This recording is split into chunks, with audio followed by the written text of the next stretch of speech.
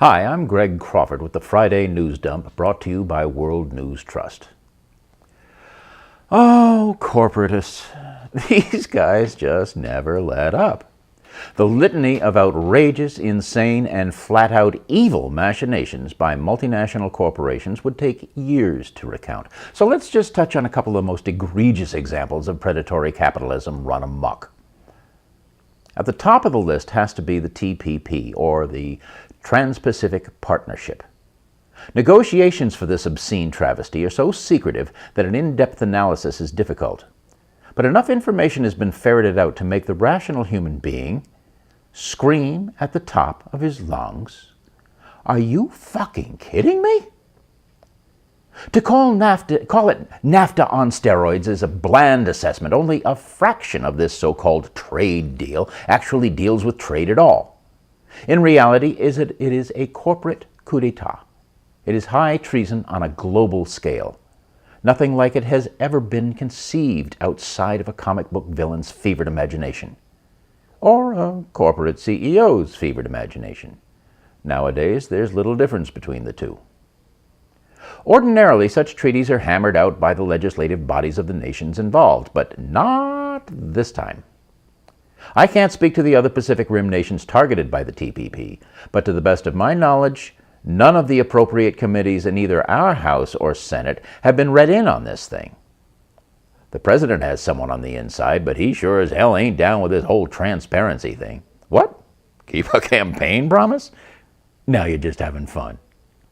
Those are his words, not mine. The essential purpose of the TPP is to make multinational corporations immune from any laws in any of the signatory nations that might seek to constrain their diabolical schemes for global economic domination. Now, seeking to undermine the Constitution, the rule of law, and the authority of the U.S. government sure sounds like treason to me. Now, Section 3 of Article 3 of the Constitution of the United States defines treason quite narrowly. Treason against the United States shall consist only in levying war against them or adhering to their enemies, giving them aid and comfort. Deliberately undermining the nation's economy for the profit of a few could certainly be construed as an act of war. Be assured that we will examine this more closely as more information becomes available. So coming in a close second, and also related to the TPP, is the announcement on Thursday that the cynically misnamed Farmers Assurance Provision, better known as the Monsanto Protection Act, is coming up for renewal. It was surreptitiously slipped into a continuing resolution to provide just enough funding to keep the government functioning until a budget can be approved. And of course, every Republican and far too many supposed Democrats are supporting it. Now the twisted denizens of the Tea Party are threatening to shut down the government again if this rider is not left in the spending bill. No concern whatsoever for those who will be harmed by this petty and pointless action, only an unyielding insistence on getting their own way, just like the vicious children with borderline personality disorder that they are.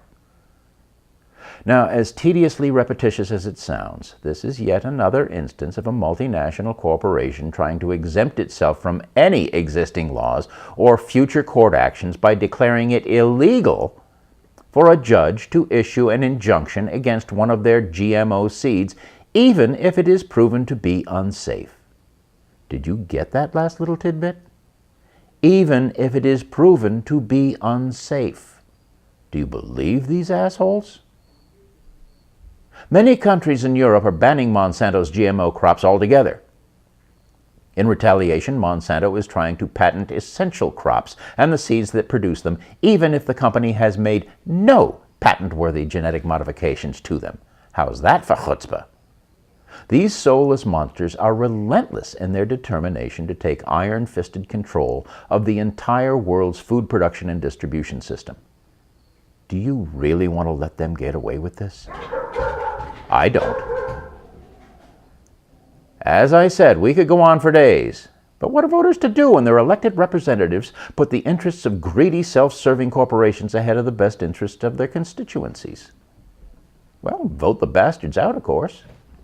Sadly, that is easier said than done. Why, you might ask? 2 words: Citizens United. The most reprehensible Supreme Court decision in modern history allows corporations to pour unlimited money into the electoral system, corrupting the process beyond redemption. For, you see, money is now free speech, and corporations are people. Franz Kafka couldn't have dreamed up such a perverse scenario. So again, what's to be done? Okay, 3 words this time. Campaign finance reform, with teeth. Lots and lots of very sharp teeth.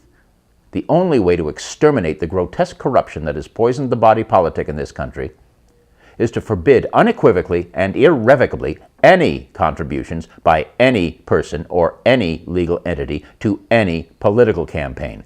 Period. From the Board of Selectmen in a village of 600 people to the President of the United States, all elections are to be publicly financed, and no one gets to opt out. While we're on a roll, let's shit-can the Electoral College, too. Now, to accomplish this, Americans are going to have to rise up as one seriously pissed-off nation and say to Congress, just do it, or pack your bags and kiss that generous federal pension and the free gold-plated health care goodbye. Yeah, that free health care that you say the rest of us don't deserve. We'll be revisiting this issue soon, ladies and gentlemen, but let me leave you with a quote by the late Supreme Court Justice Louis Brandeis. We may have democracy in this country, or we may have wealth concentrated in the hands of a few, but we cannot have both.